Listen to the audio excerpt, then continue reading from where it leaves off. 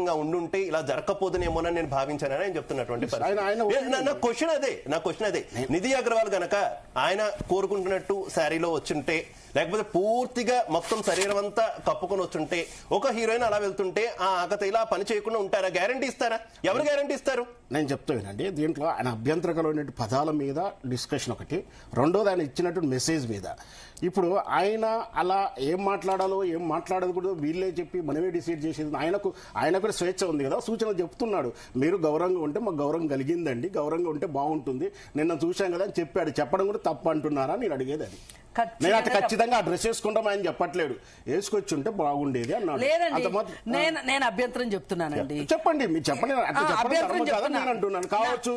లేదు, నా అభ్యంతరం ఏంటంటే ఇప్పుడు మీరు అట్లా ఆ చీర కట్టుకొని రమ్మండి అంటే పద్ధతిగా రండి అని దాన్ని చెప్పిన ఆయన భాషలో పదాలు నేను చెప్తా వినండి.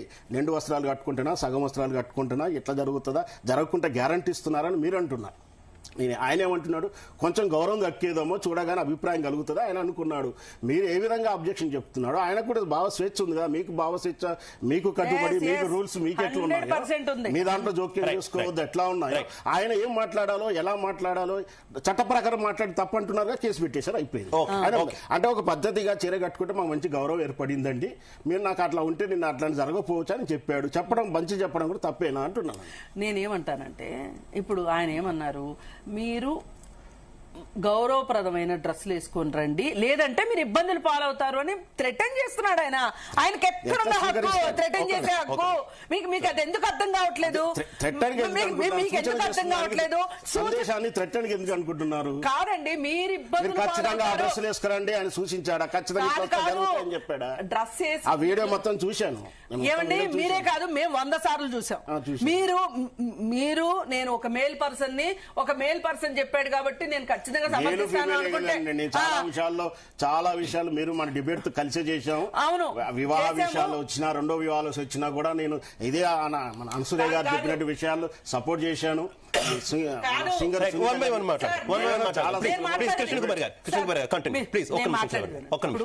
ఆయన మాట్లాడింది మనం క్లియర్ కట్ గా, మీరు ఎట్లాంటి డ్రెస్సులు పెడితే అట్లాంటి డ్రెస్సులు వేసుకురావాకండి అమ్మా, వేసుకుని వస్తే ఇబ్బందులు పాలవుతారు అని చెప్పారు. చెప్పి నెక్స్ట్ మాట ఏంటి అంటే, నేను ఇలా అంటున్నానని కొంతమంది కోపం రావచ్చు, అయితే ఊరుకుంటామా, 4 పీకుతాము అన్నాడు. ఎవరిని పీకుతారు చెప్పండి, నాకు ఇంకేమొద్దు. ఇప్పుడు నేనే మాట్లాడుతున్నా, ఆయన మాట్లాడింది తప్పు అని మాట్లాడుతున్నా, దీనికి ఏం చెప్తాడండి సమాధానం? అంత పీకుడుగాడు, అంత పీకేవాడు మరి వెంటనే సారీ చెప్పాడు ఎందుకండి? ఇక్కడ ఒకటే, ఆయన ఉద్దేశమా ఇంకొకరు ఉద్దేశమా, ఆయన మాట్లాడే మాటలను సపోర్ట్ చేసిన మహిళా మనుల ఉద్దేశమా, ఇక్కడ సంబంధం లేదు. ఇక్కడ ఇవాళ సమాజానికి చెప్పాల్సింది ఏంటి అంటే, చట్టాలు ఉన్నాయి, చట్టాలు తెలుసుకోండి, చట్ట ప్రకారం ఉండండి. ఇప్పుడు మా బాబాయి ఈవ్ టీజింగ్ చేశాడు, మా నాన్న ఈవ్ టీజింగ్ చేశాడు, మా అన్న ఈవ్ టీజింగ్ చేశాడు అని ఈ రోజు తెలంగాణలో ఎవరైనా ఈవ్ టీజింగ్ చేస్తే ఇమ్మీడియట్ గా షీ టీమ్స్ వాళ్ళు వచ్చి పట్టుకెళ్తారు. ర్యాగింగ్ కాదు, ఈవ్ టీజింగ్. ర్యాగింగ్ అనేది కాలేజీల్లో ఉంటదండి, అది ఎప్పుడు కూడా నేరమే అండి. ఆయన చేసిన అది వరకు లేదండి. శ్రవణ్ గారు, అది వరకు దీని గురించి బస్ స్టాపుల్లో అట్లా కాపలా కాసి పోలీసులు ఎవరు ఏం చేస్తున్నారని గమనించి ఫోటోలు తీసి వాళ్ళని నోట్ చేసుకుని వాళ్ళకి ఇంటికి ఫోనులు చేసి మీ అబ్బాయి ఇలా చేశాడు మీరు రండి అని చెప్పి పిలిచి కౌన్సిలింగ్ చేసింది ఇదివరకు లేదు. ఇప్పుడు ఇది ఎందుకు వచ్చింది మరి? ఇది కూడా ఆ అమ్మాయి ఏమైనా డ్రెస్ సరిగా వేసుకోలేదేమో, అందుకే మా అబ్బాయి వెకిలి వేషాలు వేసాడేమో అని ఆ తల్లిదండ్రులు అనగలరా చెప్పండి? నేను అనేది, మారుతున్న కాలం పాటు మనం మారుతున్నాం. మారినప్పుడు మారిన పరిస్థితులకు అనుకూలంగా మనం మారాలా వద్దా? నేను చెప్పేది అది. ఇప్పుడు మారక్కర్లేదు, ఇలాగే ఉంటాము అంటే ఆ వచ్చే కాన్సిక్వెన్సెస్ ను కూడా ఎదుర్కోవాల్సి ఉంటది. ఇప్పుడు మీరు మగపిల్లల్ని రక్షించాలనుకుంటున్నారా? రక్షించాలనుకోవట్లేదా? ఇక్కడ రక్షించాల్సింది మగపిల్లల్ని, మీకు అర్థం కావట్లేదు. ఇప్పుడు ఆడపిల్లల్ని కాదు ఇక్కడ రక్షించాల్సింది.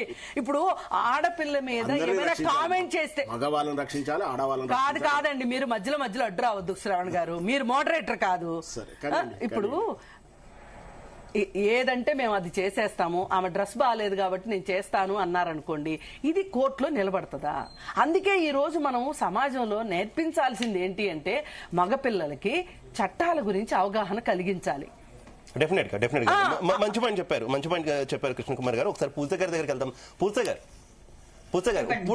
ఇప్పుడు ఎందుకు ఈ కామెంట్స్ చేశారు శివాజీ అనే ఒక క్వశ్చన్ కూడా రైజ్ అవుతున్నటువంటి పరిస్థితి. చాలా మంది మూవీ ప్రమోషన్ కోసమే చేశారు అంటున్నారు. దానికి సంబంధించి కొన్ని అనుమానాలు కూడా బలపడుతున్నటువంటి సిచ్యువేషన్ చూస్తున్నాం. ఎందుకంటే ఆయన తొలుత కొంత క్షమాపణ చెప్పారు, తర్వాత మళ్ళీ మీడియా ముందుకు వచ్చి మాట్లాడినప్పుడు కూడా కేవలం ఆ సినిమాకు సంబంధించినటువంటి బ్యానర్ వెనక పెట్టుకోవడం, లేదంటే ఆ సినిమాకు సంబంధించినటువంటి లోగోతోనే ఆయన మాట్లాడుతూ ఉండడం, ఇదంతా కూడా కేవలం సినిమా పబ్లిసిటీ కోసం చేస్తున్నటువంటి చీప్ ట్రిక్స్ అంటూ కూడా కొంతమంది మాట్లాడుతున్నటువంటి పరిస్థితి. ఏ రకంగా చూస్తారు ఆ కామెంట్స్ ని? మీ అబ్జర్వేషన్ ఏంటి? యా, నేను అదేదో క్యారెక్టర్ చూసానండి కోర్ట్ మూవీలో, మంగపతి అనే క్యారెక్టర్. ఆ character it self is a very toxic character. అంటే ఆడవాళ్ళని తొక్కి పెట్టేయాలి. ఆ మూవీలో మీరు చూసినట్లయితే ఆ గౌన్ వేసుకున్న అమ్మాయి చాలా చిన్న పిల్ల కదా, she might be around 5-6 years ఉంటాయా అందులో చూపించిన అమ్మాయికి. సో ఆ అమ్మాయి స్లీవ్లెస్ గౌన్ వేసుకుందని ఈ మంగపతి క్యారెక్టర్ వచ్చేసి పిల్లలకి అలా డ్రెస్ వేస్తామని అది ఒక చాలా ఒక నెగిటివ్ సెన్స్ లో ఉన్న క్యారెక్టర్, అది ఒక టాక్సిక్ క్యారెక్టర్.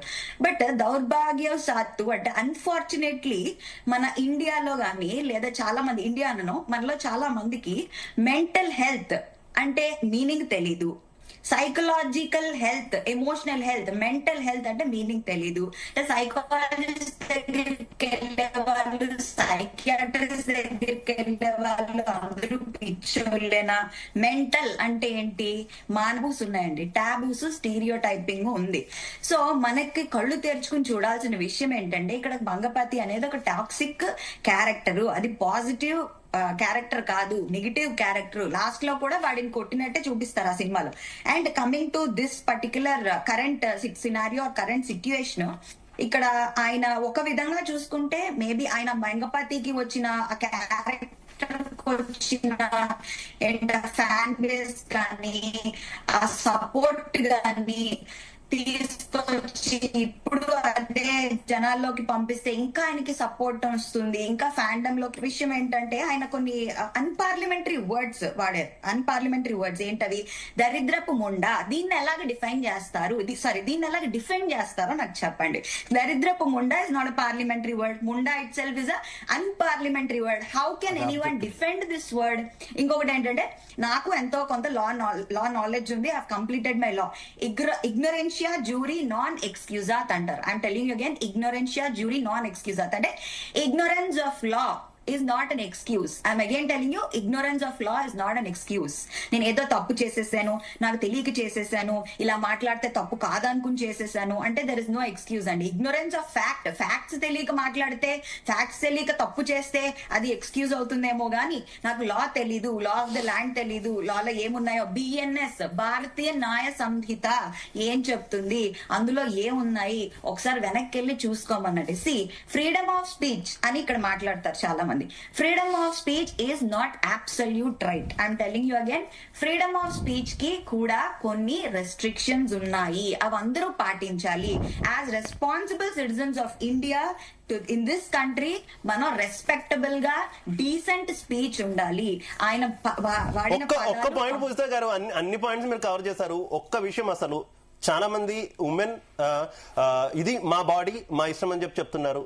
మరికొంతమంది శివాజీ లాంటి వాళ్ళు ఇంకొంతమందో సలహాలు ఇస్తున్నారు, ఇలా కాదు అలా కాదు, ఇలా ఉండాలి అలా ఉంటే మంచిది అని చెప్తున్నారు. ఏది కరెక్ట్? అసలు ఏది కరెక్ట్? ఏం చెప్తారు? మీ ఒపీనియన్ ఏంటి అసలు ఈ మొత్తం వ్యవహారంలో? యా, సో ఇప్పుడు బెంగళూరులో ఒక ఆమె కలెక్షన్ చేసిందండి. ఏంటంటే రేప్ విక్టిమ్స్ ఉంటారు కదా, rape victims, sexual abuse survivors. So ఇలా జనాలందరూ రేప్ ఏదైనా జరిగినప్పుడు, ఆడవాళ్ళకి ఏదైనా జరిగినప్పుడు ఇలా చెప్తున్నారని చెప్పి ఆవిడ రేప్ విక్టిమ్స్ వేసుకున్న బట్టలు కలెక్ట్ చేసి ఒక మ్యూజియం లా పెట్టింది బెంగళూరులో. ఒక లేడీ, నాకు కంప్లీట్ డీటెయిల్స్ వెళ్ళి ఈరోజు మార్నింగ్ చూసాను pictures, I send you later.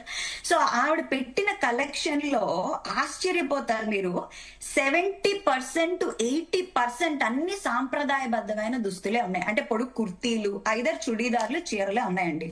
So దీనికి ఏం చెప్తారు? It is a complete proof. మనకి లా అయినా లీగల్ గా అయినా ఏం అడుగుతుంది? ప్రూఫ్ అడుగుతుంది. సో 70 to 80% ఆఫ్ ద డ్రెస్సులు వాళ్ళు వేసుకున్నవన్నీ సాంప్రదాయ దుస్తులే. ఇంకా రెండో విషయం, కమింగ్ టు బాడీ షేమింగ్. ఒక అమ్మాయి ఏదో టైట్ టీ షర్ట్ వేసుకున్న అంత మాత్రాన, లేదా ఏదో షార్ట్స్ వేసుకున్నంత మాత్రాన నువ్వు వెళ్ళి రేప్ చేసేస్తావు, నువ్వు వెళ్ళి ఏదో చేసేస్తావు అంటే అది ఎలాగండి? నాకు తెలియక అడుగుతాను. అంటే అబ్బాయిల్ని పెంచడం అంటే అమ్మాయిలు ఒకటేనా? అబ్బాయిల్ని పెంచినప్పుడు వాళ్ళని సరిగ్గా పెంచకూడదా? అంటే అమ్మాయిలకు ఒకటేనా రూల్స్? అబ్బాయిల్ని పెంచినప్పుడు నానా ఇలాగ అమ్మాయిలకి పీరియడ్స్ వస్తాయి, ఇలా ప్రతి నెల నీ సిస్టర్ తో నువ్వు మంచిగా ఉండాలి, ఆ టైంలో వాళ్ళు కోప్పడతారు, నువ్వు వాళ్ళని అర్థం చేసుకోవాలి. అలాగే నీ క్లాస్ లో నీ పక్క బెంచ్ లో కూర్చుని అమ్మాయికి కూడా పీరియడ్స్ వస్తాయి, లేదా కాలేజ్ లో కూర్చుని అమ్మాయికి పీరియడ్స్ వస్తాయి, ఈ మంత్ లో కోపంగా ఉంటారు, వాళ్ళు కొంచెం చిరాగ్గా ఉంటారు, వాళ్ళ ఎమోషన్స్ అర్థం చేసుకోవాలి, వాళ్ళకి కొన్ని ఇష్టాలు ఉంటాయి, అయిష్టాలు ఉంటాయి. కొంచెం మనం అబ్బాయిలకి మెచ్యూరిటీ నేర్పించాలి కదా.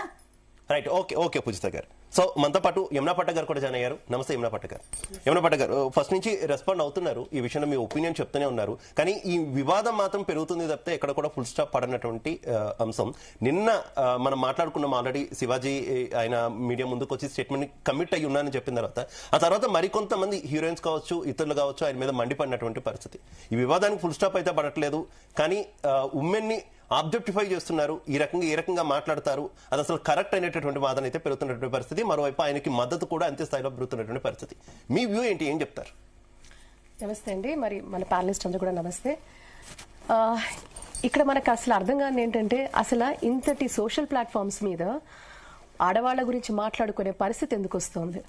సో ఇక్కడ ఏంటంటే, ఇందాక నేను ఇప్పటి వరకు వింటూ ఉన్నాను అనమాట. సో ఇక్కడ హూ ఆర్ వీ టు, మనం ఎవరమి అసలు జడ్జి చేయడానికి? ఒకటి, మనం జడ్జి చేస్తున్నామంటే ఆ జడ్జి చేసే వ్యక్తికి ఉండే అర్హత ఏమిటి అనేది. ఇందాక అన్నట్టుగా వారు వస్తున్నది ఒక సినీ పరిశ్రమ నుంచి. పరిశ్రమలు ఎలా ఉంటుందో వారికి తెలిసి, ఇందాక నిన్న నేను క్లియర్ గా చెప్పాను మీకు అదే విషయాల మీద. ఒకప్పుడు సినిమా రంగంలో ఆడవాళ్ళు డ్రెస్సింగ్ ఎలా ఉండే దాని మీద మనం అందరికీ తెలుసు.